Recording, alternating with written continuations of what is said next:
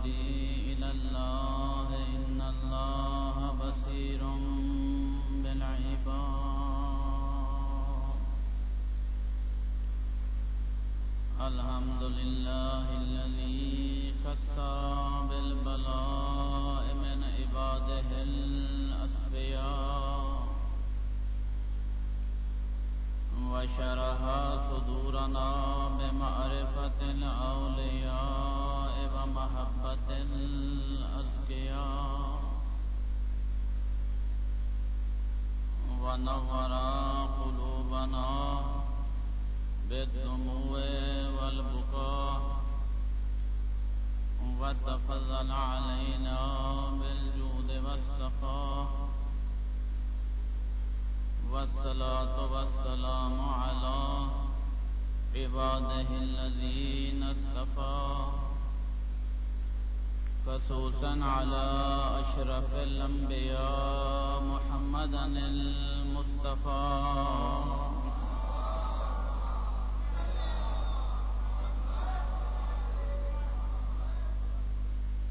وآله النجباء النقباء الذين أذهب الله عنهم الرجس وطهرهم تطهيرا.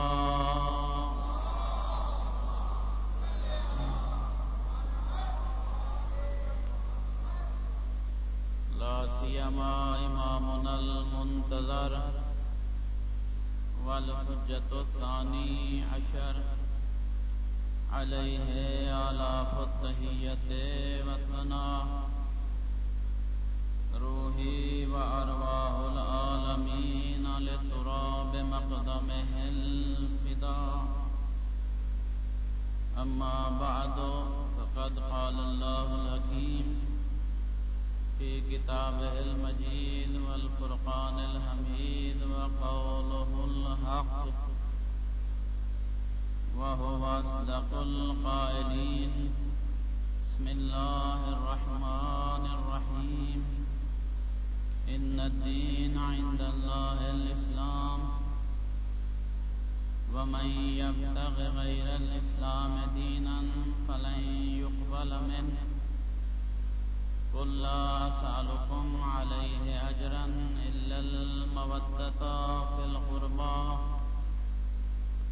ومن يقترف حسنة نزد له فيها حسنا إن الله غفور شكور. صلوات.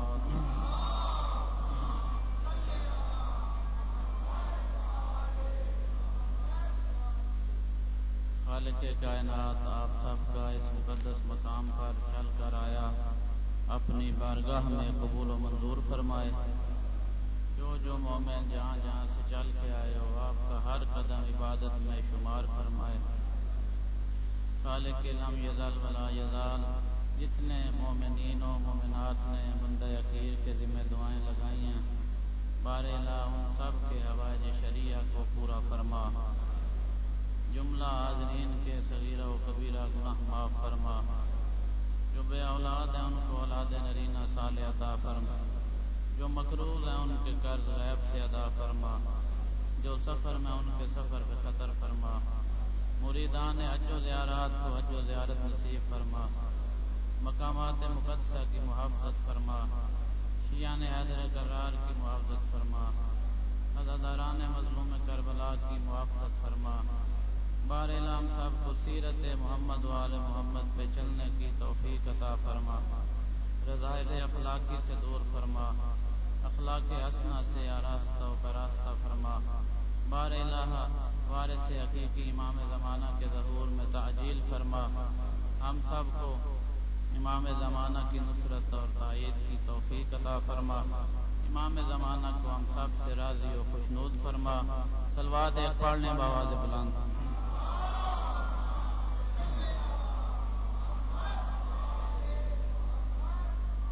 اپنے اپنی دعاؤں کی قبولیت کے لیے بھی بلند تر صلوات.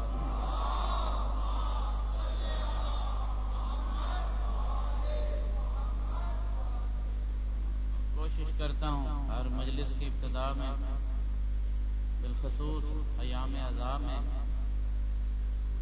عزاداروں کی خدمت میں ان کے مقام کے لیے کہ اللہ کے نزدیک اور مظلوم کربلا کے نزدیک ان کا کیا مقام ہے، ایک آدھ حدیث ابتدا میں بیان کرتا ہوں۔ توجہ ہے نا صاحب کی؟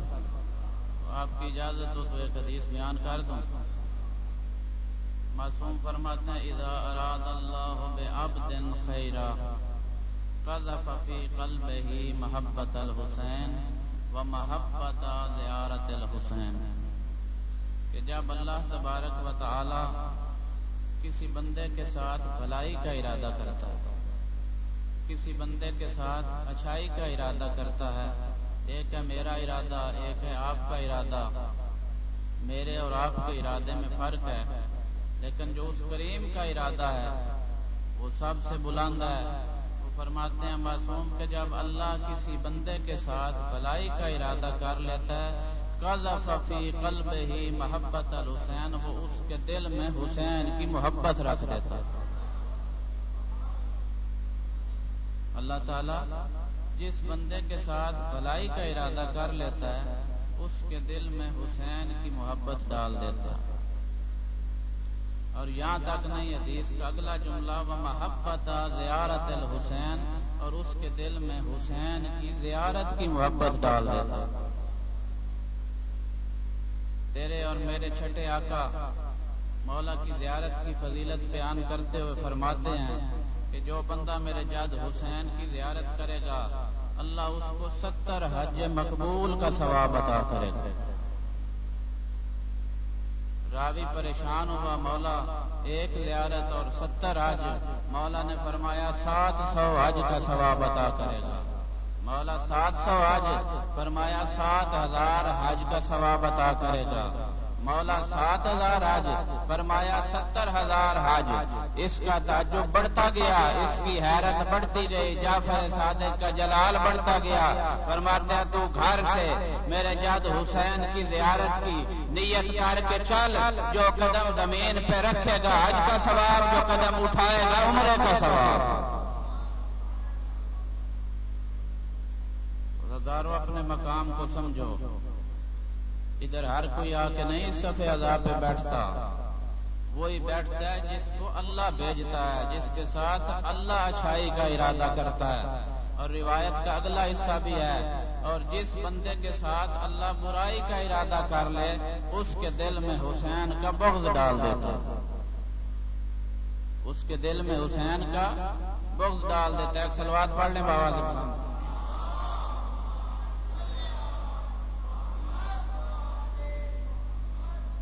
آپ دوستوں، بزرگوں، بھائیوں کی خدمت میں قرآن مجید کی 2 مشہور و معروف آیات کی تلاوت کی گئی، گرچہ پہلے 2 دن تمہیدی گفتگو میں گزر گئے، ان پہ گفتگو نہ ہو سکی۔ بہرحال ہر جگہ پہ ایک مزاج بھی الگ ہوتا ہے، بعض جگہ پہ اگر ایک آیت پہ گفتگو کی جائے تو کہتے ہیں مولوی کو اور آیت آتی ہی کوئی نہیں، یہی ایک آیت آتی ہے، ہر روز یہی سنا رہا ہے۔ اور بدل کے کی جائے تو بعض لوگ کہتے ہیں جی ایک موضوع پہ گفتگو نہیں ہوئی۔ بہرحال آپ کے میں ذوق سماعت سے آشنا نہیں ہوں، تو اس آیت کے ضمن میں چند گزارشات آپ کی خدمت میں پیش کروں گا۔ توجہ تو ہے نا صاحب حضرات؟ ایک صلوات پڑھ لیں بآواز بلند۔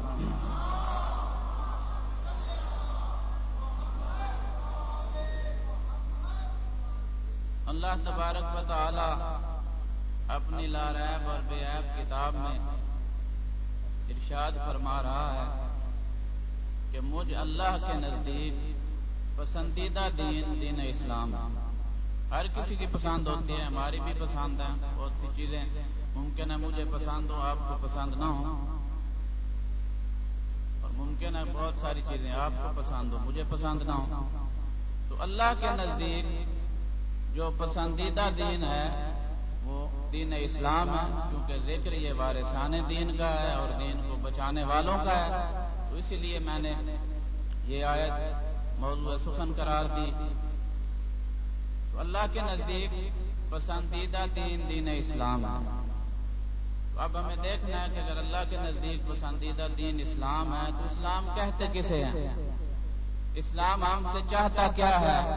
اور اگلی ایک اور آیت کے ایک حصے میں ارشاد فرما دیا کہ وَمَن يَبْتَغِ غَيْرَ الْإِسْلَامِ دِينًا فَلَن يُقْبَلَ مِنْهُ، کہ اگر کوئی بندہ میرے پاس اس دین اسلام کے علاوہ کوئی دین لے کے آئے گا تو میں اس کو قبول نہیں کروں گا۔ تو جو دین قبول ہونا ہے وہ دین اسلام ہے۔ الحمدللہ ہم دین اسلام پہ پیدا ہوئے، اور میں کہتا ہوں اگر اسی اسلام کے حرفوں پہ غور کیا جائے تو کتنے حرف بنتے ہیں اسلام کے؟ الف، سین، لام، الف اور میم، کتنے لفظ بنے؟ 5۔ تو پھر مجھے یہ جملہ کہنے کی اجازت دو کہ مجموعہ 5 تن کا نام ہے دین اسلام۔ 5 تن جمع ہو جائیں تو دین اسلام مکمل ہو جاتا ہے۔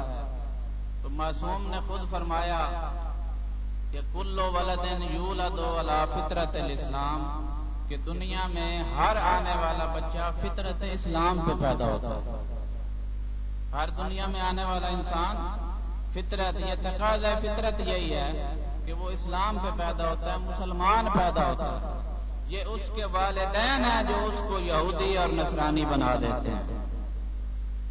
یہ ان کے والدین ہیں، یہ اس کے والدین کی تربیت ہے جو اس کو یہودی اور نصرانی بنا دیتے ہیں۔ تو میں ان نادانوں سے پوچھتا ہوں کہ یا تو پیغمبر کے اس فرمان کو جھٹلا دو جو ابو طالب کو کافر ثابت کرنے پہ تلے ہوئے ہیں۔ تو ابو طالب نے تاریخ بتاتی ہے کہ 2 بچے پالے ہیں ابو طالب نے، ایک مرتضیٰ بنا، ایک مصطفیٰ بنا، اور جن کو تم مسلمان کہتے ہو اس کے مقابلے میں انہوں نے بھی 2 بچے پالے، ابو سفیان نے بھی 2 بچے پالے، ایک معاویہ بنا، ایک یزید بنا۔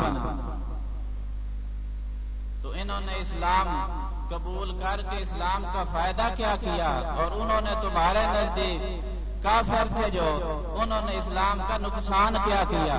کافر کی گود میں نبوت نہیں پروان چڑھ سکتی، کوئی بھی نبی کافر کی گود میں نہیں پل سکتا۔ ایک صلوات پڑھنے بابا سے بلند۔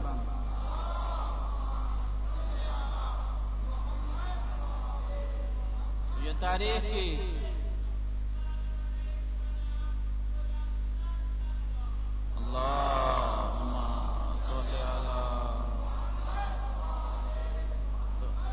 تاریخ کی یہ 2 مظلوم شخصیات ہیں جن کو تاریخ نے مظلوم ثابت کیا ہے۔ اگر ان 2 شخصیتوں کو اسلام سے نکال دیا جائے تو اسلام کا بچتا ہی کیا ہے؟ لیکن صرف علی کی دشمنی میں، کہ علی قبول نہ کرنا پڑے۔ اگر ابو طالب کو ایمان ابو طالب کا مان لیں، ابو طالب کو مسلم مان لیں، تو پھر علی کی ولایت بھی قبول کرنا پڑے۔ اور اسی طرح ام المومنین اگر جناب خدیجہ کی عظمت کو قبول کر لیا جائے تو پھر فاطمۃ الزہرا کی عظمت کو ماننا پڑے گا۔ اسلام پہ بڑے احسان ان دونوں کے، کیونکہ موضوع اسلام تھا تو تھوڑا سا تذکرہ ہو گیا۔ ان کے بڑے احسان ہے اسلام پہ۔ ابو طالب نے نبوت کی پرورش کی، اپنے بیٹے قربان کرنے کے لیے رسول کے بستر پہ سلائے کہ رسول بچ جائے۔ توجہ نہیں ہے آپ کی؟ اپنے بیٹے کو سلاتا رہا کہ رسالت بچ جائے، اور پھر ایک مقام ایسا آیا رسالت نے بھی اپنا بیٹا قربان کر دیا، امامت کو بچایا۔ رسالت نے اپنا بیٹا قربان کر دیا لیکن امامت کو بچایا۔ پیغمبر کے ایک زانوں پہ ان کا بیٹا ابراہیم، ایک زانوں پہ امام حسین۔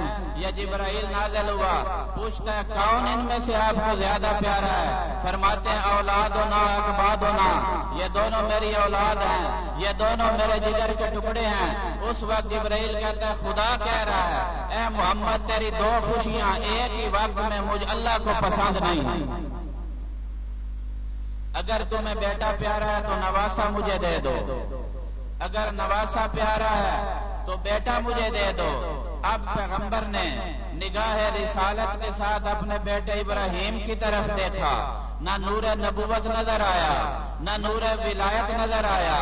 پھر حسین کو دیکھا حسین وہ نور علی نور تھا جس کی پیشانی میں 9 اماموں کا نور نظر آیا، جس کی پیشانی میں 9 اماموں کا نور نظر آیا۔ فرماتے ہیں جاؤ میرے بیٹے ابراہیم کو لے جاؤ، حسین کو نہیں دوں گا۔ کیوں؟ اس لیے کہ حسین دین تھا، حسین دین کو بچانے والا تھا۔ تو ہر دنیا میں آنے والا بچہ فطرت اسلام پہ پیدا ہوتا ہے، تو ہم الحمدللہ فطرت اسلام پہ پیدا ہوئے، اور اس کریم کا جتنا شکر ادا کیا جائے وہ کم ہے کہ اس نے ہمیں انسان بنایا۔ قابل شکر ہے یہ بات کہ اس نے ہمیں انسان بنایا۔ اس کی جو اتنے ہزار مخلوقات ہے، اگر چاہتا تو کوئی اور مخلوق ہمیں بنا سکتا تھا، ہمارے بس میں تو نہیں تھا، ہمارے اختیار میں تو نہیں تھا دنیا میں آنا۔ تو اس نے ہمیں انسان بنایا، پھر عام انسان نہیں بنایا، اشرف المخلوقات بنایا۔ مخلوقات میں سے شریف نہیں، اشرف، افعل التفضیل سپرلیٹو ڈگری، اشرف المخلوقات بنایا۔ اب یہ ہماری مرضی ہے کہ ہم اشرف المخلوقات رہیں یا اولئک کالانعام بل ہم اضل کے مصداق بن جائیں۔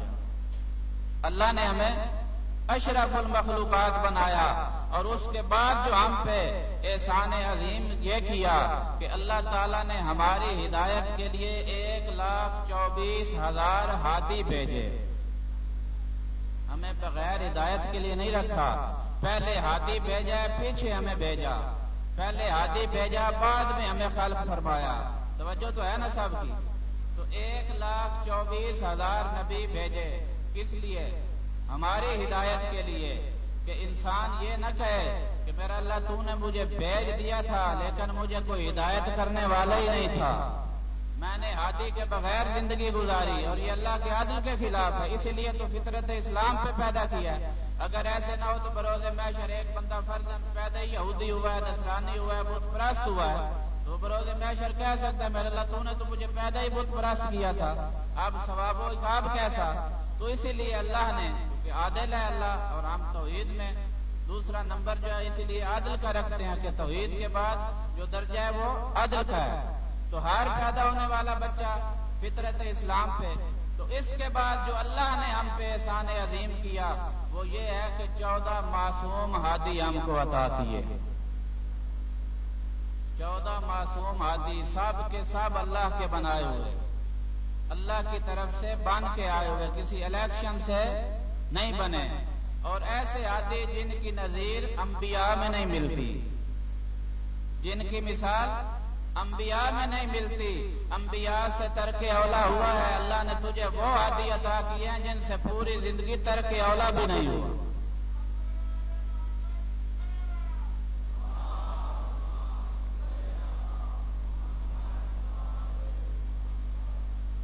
سلسلہ انبیاء کو دیکھ لو، تاریخ انبیاء کو دیکھ لو، اللہ تبارک و تعالی نے جتنے نبی بھی بھیجے ہیں سب کے سب معصوم ہیں، سب کے سب منصوص من اللہ ہیں، لیکن اللہ تبارک و تعالی نے کسی نبی کو بھی معصوم بیوی عطا نہیں کی۔ پتہ نہیں آپ کی توجہ ہے یا نہیں؟ نبی سارے معصوم ہیں، جاؤ تاریخ انبیاء پڑھو، کسی کو معصوم بیوی عطا نہیں کی۔ یہ تیرا ہی ترا امتیاز ہے، کائنات عالم میں تمہیں ایک ہی گھرانہ ایسا ملے گا جس میں علی بھی معصوم ہے، فاطمہ بھی معصوم ہے۔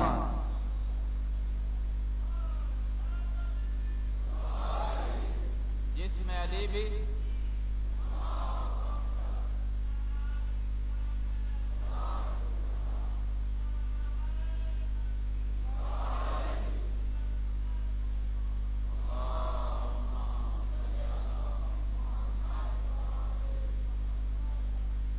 سلامت رکھے آپ کو۔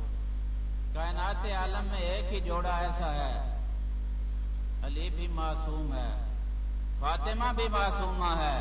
شاید کوئی کہہ دے کہ تاریخ انبیاء میں ایک بی بی ایسی ملتی ہے جس کو معصومہ کہا گیا ہے، لیکن تھوڑا سا اگر ذہن دوڑاؤ تو اللہ تبارک و تعالی نے اس بی بی کو شوہر عطا ہی نہیں کیا۔ تذکرہ آیا ہے اس کا قرآن میں، 4 بیویوں کا تذکرہ آیا ہے، جناب مریم کا، جناب آسیہ کا، جناب سیدہ کا، جناب خدیجۃ الکبریٰ کا، اور کیا کہا مریم کے بارے میں کہ ان اللہ اصطفاک وطہرک، کہ اللہ نے تجھے چنا، تجھے پاکیزہ بنایا اور تجھے اپنے زمانے کی عورتوں کا سردار بنایا۔ تو جو اپنے زمانے کی عورتوں کی سردار ہو اسے مریم کہتا ہے، جو کائنات عالم کے ہر زمانے کی سردار ہو اسے بتول کہتے ہیں۔ اور بتول کہتے ہی اسے ہیں جس کو زندگی کے کسی لمحے میں بھی عبادت سے روکا نہ جائے۔ تو شاید اللہ نے یہ فضیلت خاص کرنا تھی اسی گھرانے کے ساتھ، اسی لیے مریم کو شوہر عطا نہیں کیا۔ پھر جتنے نبی گزرے ہیں ان کی تاریخ پڑھ کے دیکھ لو، اللہ تبارک و تعالی نے کسی نبی کو بھی ایک زوجہ سے 2 معصوم بیٹے عطا نہیں کیے۔ یہ بھی اسی تیرے مکتب کا ترہ امتیاز ہے کہ اللہ تبارک و تعالی نے علی کو 2 بیٹے عطا کیے، حسن بھی معصوم، حسین بھی معصوم۔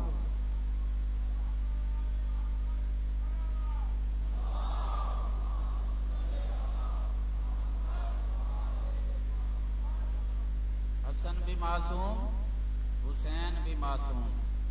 تو اس نعمت پہ جتنا اللہ کا شکر ادا کیا جائے وہ کم ہے، اور یہ نعمت ولایت ایسی نعمت ہے جس کا سوال ہونا ہے بروز محشر۔ ثم لتسألن یومئذ عن النعیم، تم سے اس نعمت کے بارے میں پوچھا جائے گا۔ تو اس کی مختلف تفسیریں کی ہیں لوگوں نے کہ پانی کے بارے میں پوچھا جائے گا۔ میں کہتا ہوں اے مفسر، تیری ذہانت اجازت دیتی ہے، ایک عام انسان اگر کسی کو پانی پلائے تو وہ نہیں احسان جتلاتا، نہیں پوچھتا، تو جو اتنا بڑا کریم رب ہے وہ پانی کے بارے میں سوال کرے گا۔ تو اس نعمت سے مراد نعمت ولایت ہے، اور خود حدیث قدسی میں خدا فرماتا ہے ولایت علی ابن ابی طالب حصنی فمن دخل حصنی امن من عذابی۔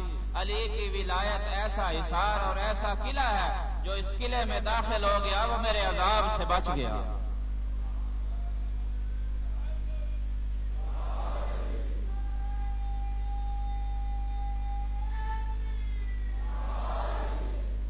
علی کی ولایت عذاب سے بچاتی ہے، علی کی ولایت نور ہے، دلوں کو نورانی کرتی ہے، چہروں کو نورانی کرتی ہے۔ حب علی حسنۃ لا یضر ما سیئا، علی کی محبت اتنی بڑی نیکی ہے جس کے ہوتے ہوئے کوئی گناہ نقصان نہیں دے سکتا۔ وبغض علی سیئۃ لا یضر ما حسنا، اور علی کا بغض اتنی بڑی برائی ہے جس کے ہوتے ہوئے کوئی نیکی فائدہ نہیں دے سکتی۔ اس کی تفسیر میں آیت اللہ مرتضیٰ مطہری فرماتے ہیں کہ علی کی ولایت کا یہ نہیں مطلب کہ ولایت دل میں ہے تو پھر جو مرضی کرتے رہو۔ وہ کہتے ہیں علی کی ولایت اتنی بڑی نیکی ہے جس دل میں آ جائے پھر گناہ اس کے قریب نہیں آ سکتا، اور علی کا بغض اتنی بڑی برائی ہے جس دل میں آ جائے پھر بے شک صفا و مروہ کے درمیان سعی کرتا ہوا مارا جائے، اللہ کہتا ہے جنت تو دور، جنت کی خوشبو بھی نہیں سونگھ سکتا۔ یہ بہت بڑا اللہ کا احسان عظیم کہ ہمیں 14 معصوم ہادی دیے۔ تو اب اللہ سے پوچھتے ہیں تیرے نزدیک جو پسندیدہ دین اسلام ہے، اسلام کہتے کسے ہیں؟ آؤ جا کے پوچھتے ہیں مولا سے۔ توجہ تو ہے نا آپ کی؟ تو 2 فرمان مولا کے سنا لوں، کیونکہ عرض کیا تھا کہ قرآن و عطرت کو میں ملا کے چلوں گا، تو مولا نے نہج البلاغہ میں بھی فرمایا اور شرح نہج البلاغہ میں بھی جملے موجود ہیں مولا کے۔ مولا فرماتے ہیں الاسلام و التسلیم، مولا اسلام کی تعریف فرما رہے ہیں۔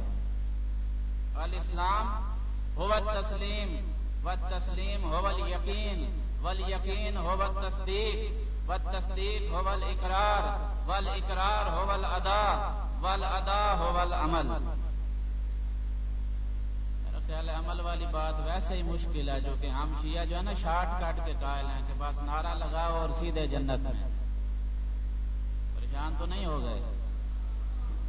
یہ نعرے والی جنت کسی نہ نبی نے دی ہے نہ کسی امام نے دی ہے۔ نعرے کا ثواب اپنی جگہ پہ، مولا کا نام لینا، مولا کا ذکر کرنا یہ عبادت ہے، لیکن جنت عمل سے ملنی ہے۔ صرف ولایت کافی نہیں ہے، ولایت مدار مدار مولا کے دور میں بھی بہت تھے، پریشان تو نہیں ہو گیا؟ ولایت مدار بہت تھے، لیکن صفین میں بہت سے مولا کو چھوڑ کے چلے گئے تھے، ہزاروں کی تعداد میں موجود ہے، تاریخ میں 12,000 بھی ہے، شاید اس سے بھی زیادہ۔ کب چھوڑ کے چلے گئے؟ جب نیزوں پہ قرآن بلند ہوا، جب سامت قرآن کو دیکھا، ناطق قرآن کو چھوڑ گئے۔ جب سامت قرآن کو دیکھا نیزوں پہ، ناطق قرآن کو چھوڑ دیا۔ اب ناطق قرآن کہہ رہا ہے کلمۃ الحق یراد بہ الباطل، یہ کلمہ حق ہے قرآن، لیکن ان کے ارادے باطل ہیں۔ تو اب ارادے تو علی جانتا تھا، تو انہوں نے سامت کو دیکھا، ناطق کو نہ دیکھا، سامت کو دیکھ کے ناطق کو چھوڑ کے چلے گئے۔ اور جو علی کا حقیقی ماننے والا تھا، جسے مالک اشتر کہتے ہیں، وہ کہاں پہ تھا؟ معاویہ کے خیمے کے قریب پہنچ چکا تھا، قریب تھا کہ اس کے خیمے کی تنابیں کاٹ کے اس کو قتل کر دیتا۔ پیچھے سے علی کی آواز آئی، مالک واپس آ جا۔ مالک نے وہیں پہ تلوار روکی، واپس آ گیا۔ کہتا ہے جہاد اس وقت تک جہاد ہے جب امام وقت راضی ہو۔ پھر بتاؤ مالک کو مولا نے کیا سند دی ہے؟ فرماتے ہیں کان علی کما کنت لرسول اللہ، مالک کا مقام مجھ علی کی نظر میں ایسا ہی ہے جیسے میرا مقام محمد کی نظر میں۔ توجہ ہے نا صاحبان؟ بات کہاں تھی؟ الاسلام ہو تسلیم، اسلام سر تسلیم خم کرنے کا نام ہے۔ اسلام سر تسلیم خم کرنے کا نام ہے۔ اسلام اپنی مرضی کا نام نہیں، انسان اپنی فکر کا نام نہیں کہ جو میں کہوں وہ اسلام ہو جائے، نہیں، اسلام سر تسلیم خم کرنے کا نام ہے۔ اور جو اسلام کے سامنے سر تسلیم خم کر لے اسے مسلم کہتے ہیں۔ جناب مسلم کا تذکرہ سن رہے تھے نا؟ جو سر تسلیم اسلام کے سامنے خم کر لے اسے مسلم کہتے ہیں۔ والتصدیق هو الیقین، الاسلام هو التسلیم، والتسلیم هو الیقین۔ تسلیم کے بعد اگلی منزل ہے یقین کی، کہ جس کو تسلیم کیا پھر اس پہ یقین بھی رکھے، کیونکہ مولا کے قیام کا مقصد یہی تھا۔ فروعات دین کا مذاق اڑایا جا رہا تھا۔ یہ ملعون کہتے تھے ما جاء نبی ولا وحی نزل، نہ کوئی نبی آیا ہے نہ کوئی وحی آئی ہے، یہ بنی ہاشم نے ڈھونگ رچایا ہے۔ اسی لیے حسین لے کے چلا علی کی بیٹیوں کو، کیونکہ دین پامال ہو رہا تھا، اور فرمایا کہ دین پہ ہر شے کو قربان کیا جا سکتا ہے، لیکن دین کو کسی شے پہ قربان نہیں کیا جا سکتا۔ دین کو کسی چیز پہ قربان نہیں کیا جا سکتا، دین پہ ہر شے قربان ہو سکتی ہے، تو دین کی اہمیت زیادہ ہے۔ تو اگلا کون سا مرحلہ ہے؟ یقین کا۔ اور میں کہتا ہوں اے مسلمانوں، اے مومنوں، اے شیعوں، تم تو اس علی کے ماننے والے ہو جو اس منزل یقین پہ فائز تھا۔ کیا کہتا ہے تیرا آقا علی؟ فرماتے ہیں لو کشف الغطاء لمزددت یقینا، علی اس یقین کی منزل پہ فائز ہے، اگر سارے حجابات ہٹا دیے جائیں علی کے یقین میں ایک رتی بھر بھی اضافہ نہیں ہوگا۔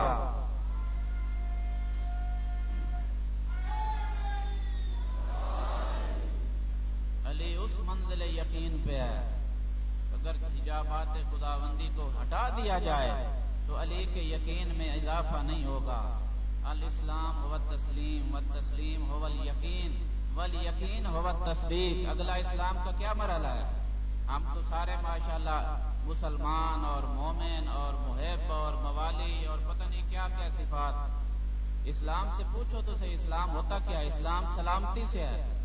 المسلم اخو المسلم، مسلمان مسلمان کا بھائی ہے، تو ایک بھائی کے دوسرے بھائی پہ کیا حقوق ہیں؟ کیا وہ ہم ان حقوق کی رعایت کر رہے ہیں؟ کیا فرمایا المسلم من سلم المسلم من یدہ ولسانہ، مسلمان وہ ہے جس کے ہاتھ اور جس کی زبان سے دوسرا مسلمان محفوظ رہے۔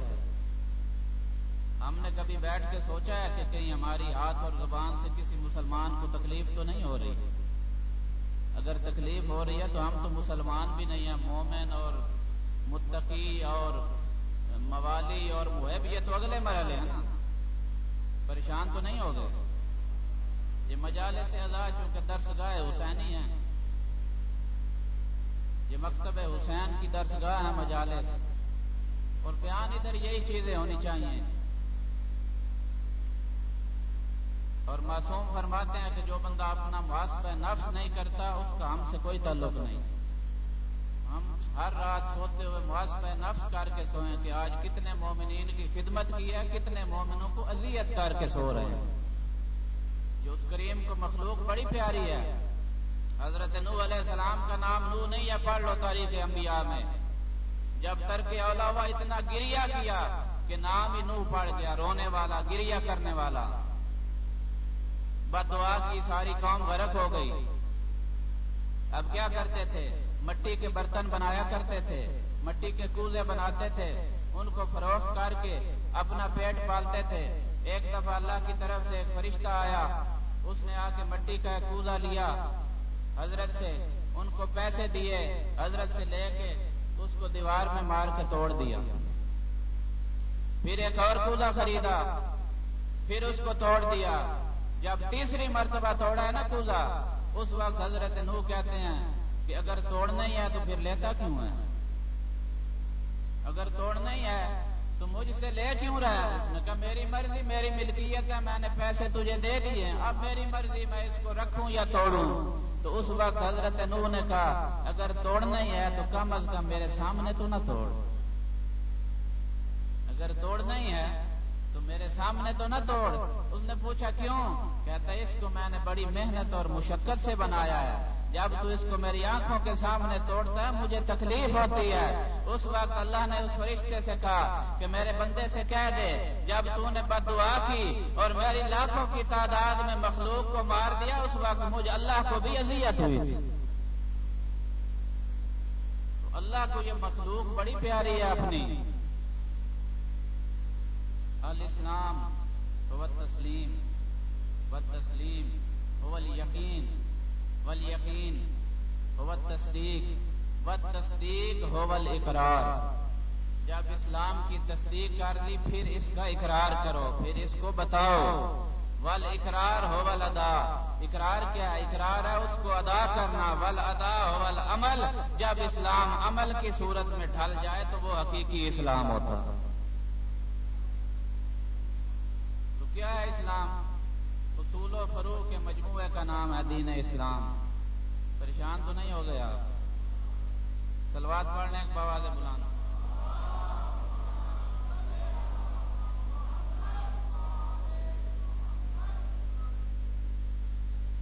اصول دین 5 ہیں، آپ سب جانتے ہیں، اور فروع دین 10 ہیں. اصول دین میں پہلی یہی توحید ہے، جو آج افسوس کے ساتھ مظلوم ہو چکی ہے. توحید مظلوم ہو چکی ہے، اور جو نظریہ توحید تشیع کے پاس ہے کسی اور کے پاس نہیں. ہم اس کو خدا نہیں مانتے کہ جب جہنم کہے گی حل میں مزید، جب جہنم کہے گی حل میں مزید تو اس وقت اللہ اپنی ٹانگ جہنم میں داخل کر دے گا. ہم اسے خدا نہیں مانتے جو خود جہنم میں اپنی ٹانگیں ڈال رہا ہے. اور ہم اس کو بھی خدا نہیں مانتے جس کی ٹانگیں ہوں. جس کی ٹانگ ہوگی اس کا جسم ہوگا، جس کا جسم ہوگا اس کو مکان کی ضرورت ہے، اور جو مکان میں آ جائے وہ لا مکان نہیں ہوتا. ہم خدا اس کو مانتے ہیں جو لا مکان ہو. وہ کریم تجھے اپنے دربار میں بلاتا ہے. یا ایھا الانسان ما غرک بربک الکریم. اے حضرت انسان، کس چیز نے تمہیں اپنے کریم رب سے دور کر دی؟ کریم کہتا ہے جب تو مجھے ایک دفعہ پکارتا ہے میں 10 دفعہ لبیک کہتا ہوں. ایک ہم سے ہمارے منصب میں تھوڑا سا کوئی بڑا آدمی ہو نا، اسے بلائیں وہ جواب دے دے تو ہم پھولے نہیں سماتے، بتا رہے ہوتے ہیں جی آج فلاں سے ملاقات تھی، آج فلاں گورنر سے، آج ڈی سی سے. تو وہ کریم تجھے 10 دفعہ جواب دیتا، لبیک یا عبدی، بتا میرا بندہ چاہتا کیا. اور حدیث قدسی میں ارشاد فرما رہا ہے کون لی اکون لک. تو میرا بن جا میں تیرا بن جاؤں گا. تو میرا بن جا میں تیرا بن جاؤں گا. افعل کما اقول ثم افعل کما تقول. پہلے جو میں کرتا ہوں، پہلے جو میں کہتا ہوں تو کرتا جا، پھر جو تو کہے گا میں کرتا جاؤں گا.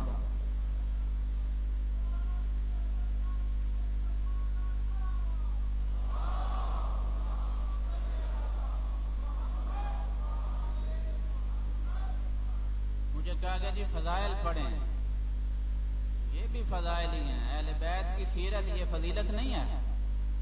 علی کا 1000 رکعت نماز پڑھنا یہ فضیلت نہیں ہے؟ صرف خیبر خندق پڑھا جائے تو فضیلت ہے؟ یہ بھی تو فضیلت ہے نا. اور فضیلت کا مطلب کیا ہے؟ کہ ان کی فضیلت سن کے ہم اپنے اندر وہ فضائل پیدا کریں، اپنے اندر وہ فضائل پیدا کریں. یہ نہیں ہے کہ سن کے بس اٹھ کے چلے جائیں. اس سننے کا کیا فائدہ کہ جب عمل نہ ہو. عامل چاہیے، ائمہ کو عامل چاہیے. کوفی مولا کا اقرار کر رہے تھے، مولا کو بلا رہے تھے، پکار رہے تھے، مولا زمین بڑی زرخیز ہے، آ جائیں، ہم نے زمینہ سازی کی ہوئی ہے، ہم آپ کے چاہنے والے ہیں، آپ کے ماننے والے موجود ہیں.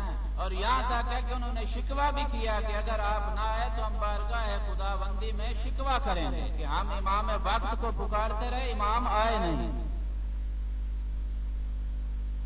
لیکن جب مولا نے سفیر بنا کے بھیجا تو کتنے تھے جناب مسلم کے ساتھ جو شہید ہوئے ہوں؟ تو بیعت کرنے والے کتنے تھے؟ 30,000 تک کی روایت ہے. اور اسی طرح خط جو لکھنے والے تھے 12,000 بھی ہے، 18,000 بھی ہے، 40,000 بھی ہے. 40,000 خط گیا ہے کہ مولا آ جائیے، ہم آپ کے منتظر ہیں.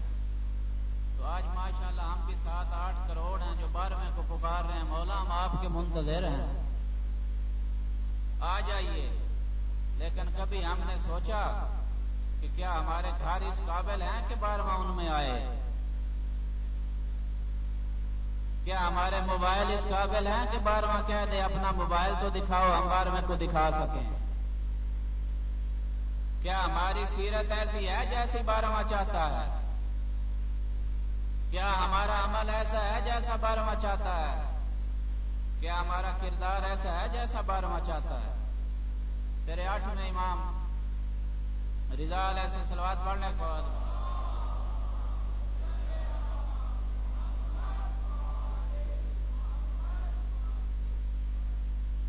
کو ملنے آیا ہے ایک بندہ، ابو سہیل خراسانی اس کا نام ہے. تازہ حج سے واپس آ رہا تھا تو یہ ائمہ کے پاس جایا کرتے تھے حج کی قبولیت کی سند لینے کے لیے. اب گیا مولا کے پاس، مولا آپ قیام کیوں نہیں کرتے، آپ خروج کیوں نہیں کرتے؟ ہزاروں آپ کے ماننے والے، ہزاروں آپ کے جانثار. مولا نے فرمایا تو بھی انہی جانثاروں میں سے ہے؟ جی مولا. مولا نے فرمایا جاؤ اس تنور میں چھلانگ لگا دو، جاؤ تنور میں چھلانگ لگا دو.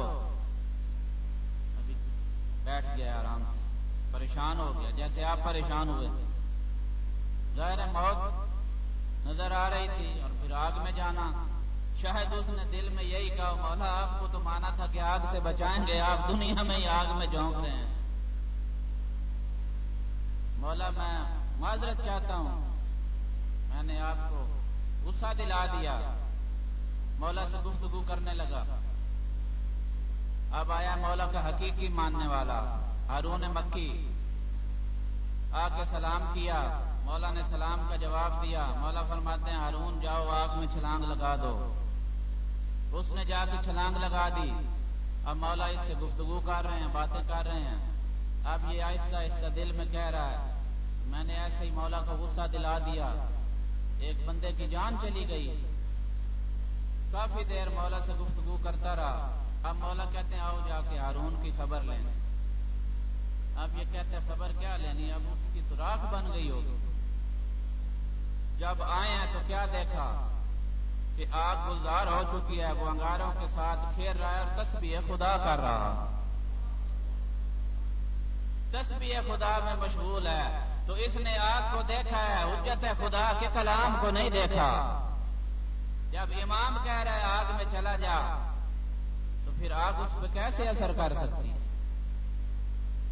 تو کیا ہم میں سے بھی مولا پہ قربان ہونے کے لیے سارے تیار ہیں کہ مولا کہیں آؤ قربانی دو؟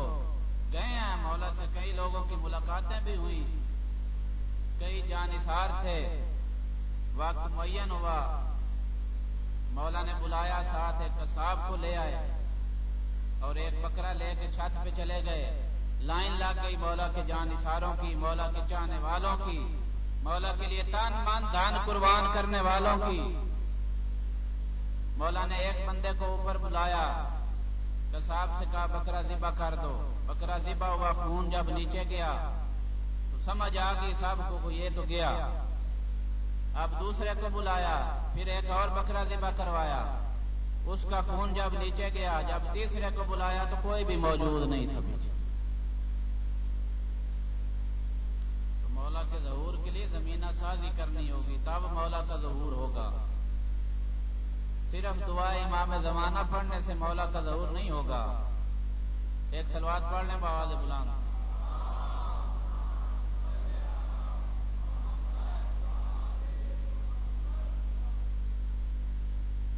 مجھے آپ کے وقت کا بھی احساس ہے، آپ جن کو بھی یقیناً مجالس سنتے ہیں، اور اس کے بعد بھی ممکن ہے کچھ لوگ مجلس میں جاتے ہوں، تو یہیں پہ میں اپنی گفتگو کو روکتا ہوں۔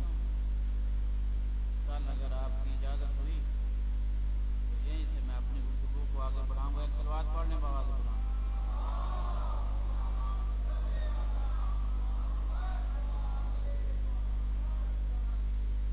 کل عرض کیا تھا، اسی نانے کے دین کو بچانے کے لیے حسین اور زینب نے 28 رجب کو اکٹھے مدینہ چھوڑا۔ میں نے مصائب شروع کر دیا، پتہ نہیں آپ کی توجہ ہوئی ہے یا نہیں۔ اس بی بی نے نانے کے دین کو بچانے کے لیے مدینہ چھوڑا، جس نے جب نانے کی قبر پہ جانا ہوتا تو بابا سے آ کے اجازت لیا کرتی، بابا نانے کی قبر پہ جانا ہے۔ تو علی فرمایا کرتے تھے، زینب بیٹا یہ چاندنی راتیں گزرنے دو، اندھیری راتیں آ جائیں پھر نانے کی قبر پہ جانا۔ اجرکم اللہ، خدا آپ کے پر سے قبول فرمائے۔ معصوم فرماتے ہیں کل عین باقیۃ یوم القیامہ الا عین بقت علی الحسین فانها ضاحکۃ مستبشرۃ بنعیم الجنہ۔ قیامت کے دن ہر آنکھ روئے گی، ہر آنکھ گریہ کر رہی ہوگی، مگر وہ آنکھ جو غم حسین میں روتی رہی، فإنها ضاحکۃ مستبشرۃ بنعیم الجنہ، وہ آنکھ بروز محشر ہنستی اور مسکراتی ہوئی نظر آئے گی جب اس کو جنت کی بشارت دی جائے۔ حسین کے غم میں رونا جنت کا ضامن بناتا ہے، انسان کو جنتی بناتا ہے۔ چل پڑے نانے کا مدینہ چھوڑ کے، 3 کو مظلوم کربلا، 3 شعبان کو مکہ پہنچے۔ مولا نے مکہ میں قیام کیا، کوفیوں کے خط مسلسل آ رہے ہیں۔ 8 ذی الحج کو آپ کو زیادہ انتظار نہ کرواؤں، 8 ذی الحج کو فرزند مکہ و مینا نے مکہ کی حرمت کو پامال ہونے سے بچانے کے لیے اپنے حج کو عمرے میں تبدیل کر دیا۔ کائنات عالم سے لوگ جمع ہو رہے ہیں حج کے لیے، فرزند مکہ و مینا کو چھوڑ کے رخصت ہو رہا۔ جب مولا مکہ سے چلنے لگے ہیں نا، تو جناب محمد حنفیہ آ کے فرماتے ہیں آقا حسین، بھیا حسین کوفے کی طرف نہ جائیے، کیونکہ ابھی تک جناب مسلم کی خبر جناب حنفیہ کو نہیں ملی تھی۔ یہ 9 کو شہید ہوئے، مولا 8 کو چلے، کوفہ کی طرف نہ جاؤ۔ انہوں نے نہ بھائی حسن سے وفا کی، نہ باب علی سے وفا کی، کوفے کی طرف مت جاؤ۔ جب ان کا اصرار بڑھا ہے نا، تو اس وقت آقا حسین ارشاد فرماتے ہیں ان اللہ شاء ان یرانی قتیلا، میرا اللہ یہ چاہتا ہے مجھ حسین کو مقتول دیکھے، میرا اللہ یہ چاہتا ہے حسین کو مذبوح دیکھے، میرا اللہ یہ چاہتا ہے حسین کو مقتول دیکھے۔ اب محمد حنفیہ نے جوانان بنی ہاشم کی طرف دیکھا اور سوچنے لگے کہ جب حسین کو اللہ مقتول دیکھنا چاہتا ہے تو یہ تو ممکن ہی نہیں کہ جب تک جوانان بنی ہاشم زندہ ہو حسین کو کوئی قتل کرے، اور جب تک عباس زندہ ہو حسین کی طرف کوئی دیکھے۔ اب محمد حنفیہ کو یقین ہو گیا کہ یہ سب مارے جائیں گے، اس کے بعد حسین کی باری آئے گی۔ اس وقت فرماتے ہیں بھیا اگر جانا چاہتے ہو اور اگر اللہ تمہیں مقتول دیکھنا چاہتا ہے تو پھر یہ تطہیر کی چادر کی وارث بیبیاں کیوں، اور ان بیبیوں کو کیوں لے کے جا رہے ہو؟ اس وقت مولا فرماتے ہیں ان اللہ قد شاء ان یراہن سوایا، اللہ چاہتا ہے زینب ام کلثوم کے ہاتھ پسے گردن بندھے ہوئے دیکھ۔ اجرکم اللہ، خدا آپ کے پر سے قبول کرے، کسی غم میں نہ رہو سوائے غم شبیر کے، اور جب یہ تمہاری آوازیں بلند ہوتی ہیں سیدہ تمہارے لیے دعا کرتی ہے اور کہتی ہے تم نے میرے بیٹے کو ذبح ہوتے ہوئے تو نہیں دیکھا۔ اجرکم اللہ، خدا آپ کے پر سے قبول فرمائے۔ روکتے رہے مولا کو روکنے والے، لیکن مولا نے اپنا سفر جاری رکھا، چل پڑے وہاں سے۔ عزادارو اسی 2 محرم کے دن مظلوم کربلا کو معلّہ بنانے کے لیے پہنچ گئے۔ جب زمین کربلا پہ پہنچے وہاں پہ گھوڑا رک گیا، آگے چلتا نہیں۔ مقتل کہتا ہے کئی گھوڑے تبدیل کیے ہیں مولا نے لیکن کوئی گھوڑا بھی آگے نہیں چلتا۔ مولا نے پوچھا یہ کون سا مقام ہے؟ کسی نے غازریہ کہا، کسی نے نینوا کہا، یا ایک آواز آئی ھذا مقام کرب و بلا، اور یہ کرب و بلا کا مقام ہے۔ اور مولا نے فرمایا یہی وہ مقام ہے جہاں پہ ہمارے بچے ذبح کیے جائیں گے، اور یہی وہ مقام ہے جہاں پہ ہماری حتق حرمت کی جائے گی، اور یہی وہ مقام ہے جہاں پہ غازی کے بازو قلم ہوں گے۔ وہ کہتا ہے یہیں پہ خیمے لگا دو۔ مولا نے 60,000 دینار میں یہ جگہ خریدی۔ اس جگہ کو خریدنے کے بعد حسین نے وصیت کی، فرمایا 10 دن یہ جگہ میری ملکی ہے تو اس کے بعد میرے ہر آنے والے ظاہر کی ملکیت۔ اور بنی اسد کے لوگوں کو جمع کیا، اور جمع کر کے میرا آقا فرماتا ہے کہ میں 10 محرم تک یہاں رہوں گا، اور 10 محرم کے بعد مجھے شہید کر دیا جائے گا۔ اور بنی اسد کے لوگوں جب مجھے شہید کر دیا جائے اور میری لاش بے گور و کفن ہو جاؤ گی، اور آ کے میری لاش کو دفن کر دینا۔ سنو گے مظلوم کربلا کی مظلومیت۔ اور جب یہ بچے چلے گئے نا بڑے، اس وقت مظلوم کربلا نے بنی اسد کی عورتوں کو بلایا، وہ کہتے ہیں اگر حاکم وقت کی وجہ سے، اگر حکومت کے خوف کی وجہ سے تمہارے مرد میری لاش دفن نہ کرے اور تم پانی بھرنے کے بہانے آ جانا اور ہمارے لاشوں کو دفن کر دینا۔